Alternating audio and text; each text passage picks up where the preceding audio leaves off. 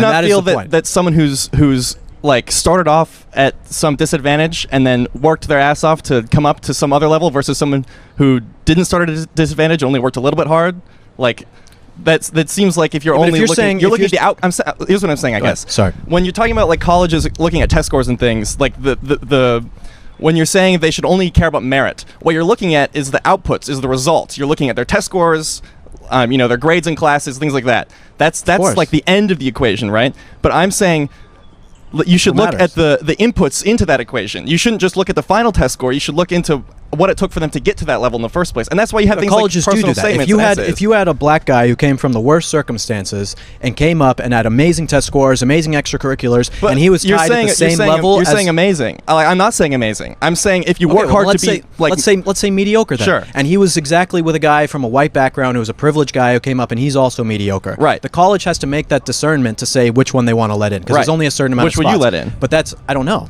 I don't work in See, the admissions college at a says college. the guy that worked his ass off to be mediocre is better than the guy that just was mediocre. Right.